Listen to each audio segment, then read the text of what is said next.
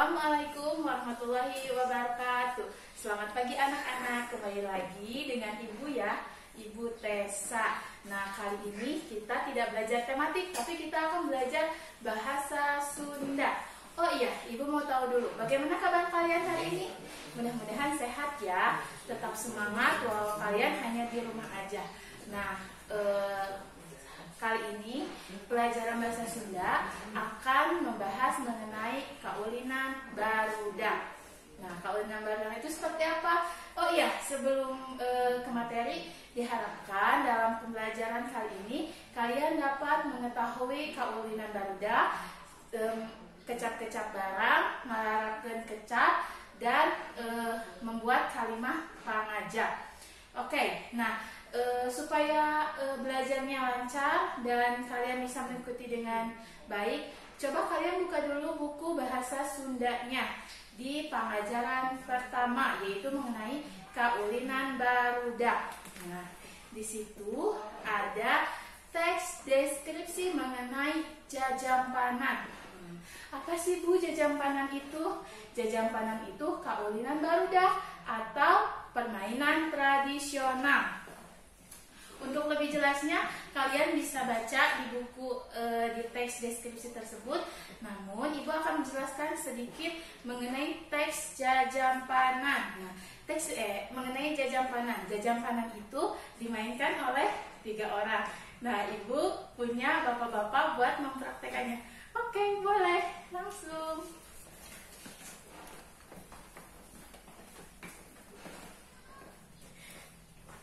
Nah, untuk mempraktekannya itu diperlukan 3 orang. Nah, yang 2 itu menjadi jampannya. Nah, kalian udah tahu kan, ini Pak Ade, ini Pak Handi. Nah, Pak Handi sama Pak Ade itu menjadi jampannya. Jampannya coba dipraktekkan Pak Ade dan Pak Handi. Nah, posisi tangannya itu bagian tangan. Nah, ini membentuk kotak seperti ini ya. Nah, seperti itu. Ade, nah seperti itu ya. Nah, terus membentuk jampan. Terus biasanya jongkok dulu. Nah, terus ini Pak Dimas itu sebagai yang naiknya. Boleh Pak Dimas naik. Turun. Nah, terus diangkat.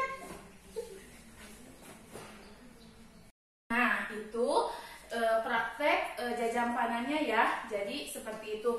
Nah, mainnya gimana Bu? Maksudnya cuma ada yang naik, ada yang jadi jampan, nggak kayak gitu, tapi banyakan. Terus nanti ada garis start sama garis finish. Nah, orang yang paling cepat dia yang menang. Jadi orang ketika sudah ada yang duduk seperti tadi Pak Dimas, nah itu harus langsung lari yang 2-nya itu. Jadi cepat-cepat seperti itu.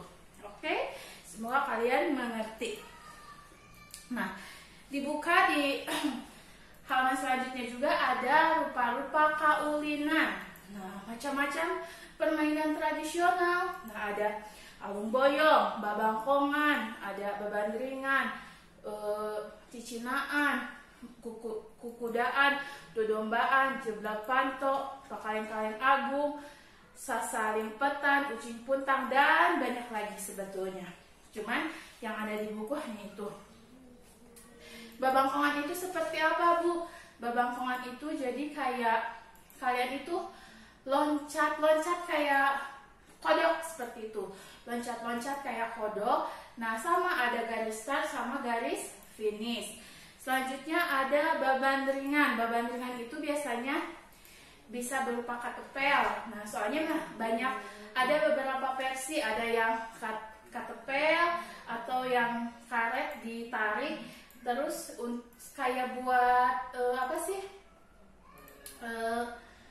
Memburu burung. Nah, itu ketapel. Atau ada juga terbuat dari tali, diikatkan ke kenteng, terus disatuin. Jadi nanti teh Pak iket-iket siapa yang gentengnya itu copot, nah itu yang kalah. Ada juga babandringan yang kayak gitu. Terus cicinaan. Nah, kalau cicinaan itu biasanya menyerupai orang Cina. Jadi kayak seolah-olah kita itu jadi orang Cina gitu. Ngomongnya se-Cina-Cina kayak gitu. Selanjutnya dodombaan. Nah, kalau dodombaan itu kalian kayak bukan tengkurap apa ya, posisinya itu di bawah, terus ada yang naik di atas, nah itu dodombaan. Nah, sedangkan kekudaan itu biasanya kayak yang kalian berdiri terus ada temennya di sini gitu naik di punggung kalian, nah itu kekudaan. Kalau kaleng-kaleng agung itu biasanya kayak saling merangkul seperti itu. Kalau sesaling petan itu biasanya dimainkan juga oleh banyak orang. Nah, jadi kayak ada 2 tim. Nah, yang satu tim itu misalkan yang di depannya si A, ini si B. Nah, ke belakangnya itu masih banyak lagi teman-temannya yang memegang perutnya. Nah, terus tarik-tarikan barang atau apapun. Nah, itu yang disebut dengan sesaling petan. Jadi tarik-tarikan seperti itu. Kalau ucing puntang itu kayak ucing sumput kayak gitu, kayak petak umpet seperti itu. Itu ya, itu yang disebut itu beberapa rupa-rupa kaulinan atau macam-macam permainan tradisional.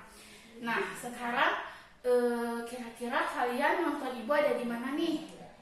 Ada di kamar, ada yang di ruang TV, ada yang di ruang tamu. Nah, pasti di sekitar kalian itu ada yang namanya barang, atau kita akan membahas mengenai kecap barang.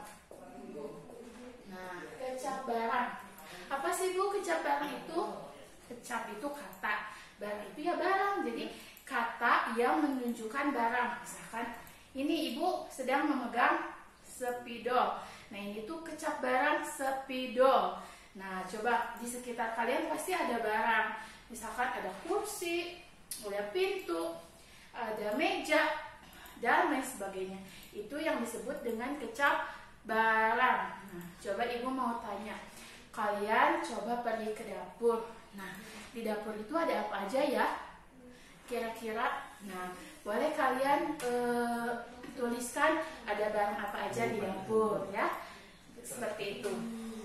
Terus di kamar kalian ada barangnya apa aja? Misalkan kalau di kamar berarti ada kasur, ada bantal, ada guling, ada selimut, ada lampu belajar, ada gorden, dan masih banyak.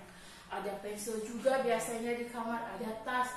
Pokoknya kecap barang itu, setiap barang itu disebutnya kecap barang, seperti itu ya.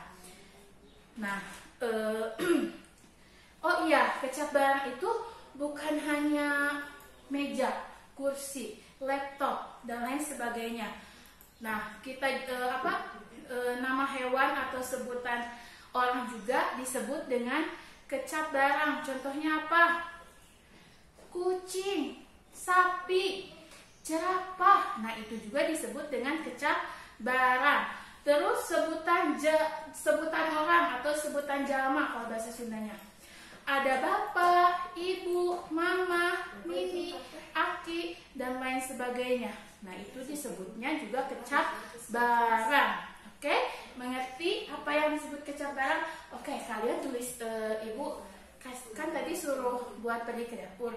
Coba kalian pergi ke dapur terus catat ya di buku catatan kalian apa aja barang yang ada di dapur. Oke? Nah, selanjutnya kita akan membahas mengenai ngalarapkeun kecap. Apa sih Bu ngalarapkeun kecap teh? Nah, kan kecap itu kata.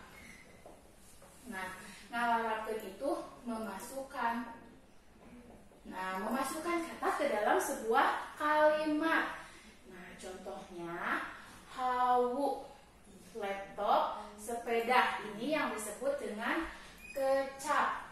Kata ya, kata kecap. Nah, di sini ada kalimat nomor 1. Emak menuju masak titik-titik. Kira-kira emak itu lagi masak di mana?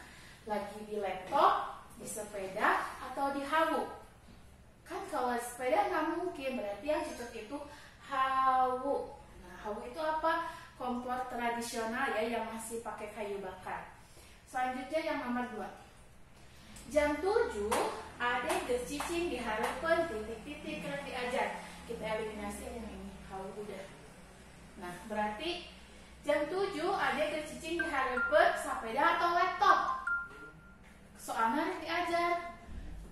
Masa di hareupeun sapeda kan gak mungkin, berarti di hareupeun laptop. Nah, jam 7 Ade kecicing di hareupeun laptop. Rek diajar, artinya jam 7 Ade sudah diam di depan laptop untuk belajar. Nah, selanjutnya ini laptop sudah, otomatis sepeda. Berarti Andi indit sekolah naik sepeda. Nah, seperti itu. Nah, itu. Jadi ngalarapun kalimat itu, ngalarapun kecap itu memasukkan kata ke dalam sebuah kalimat, atau lebih mudahnya itu kayak melengkapi kalimat. Nah, oke. Seperti itu ya, mudah-mudahan mengerti. Nah, selanjutnya ada ngawangun kalimah pangajak. Kalimah pangajak. Kalimah pangajak itu apa? Kalimat yang sifatnya itu mengajak. Nah, misalkan Tony, hai urang ulin yuk. Nah, itu teh kalimat pangajak atau mengajak supaya teman kalian mau. Misalkan kalau misalkan kalian lagi sekolah terus pengen ke sholat zuhurnya tuh bareng sama teman, kan pasti misalkan contohnya Rahmi ngajak ke Nadia. Nadia kita sholat bareng yuk nanti. Nah, itu tuh mengajak Rahmi mengajak ke Nadia untuk sholat bareng atau sholat bersama, seperti itu. Ini ada contoh. Kita ibu contohkan.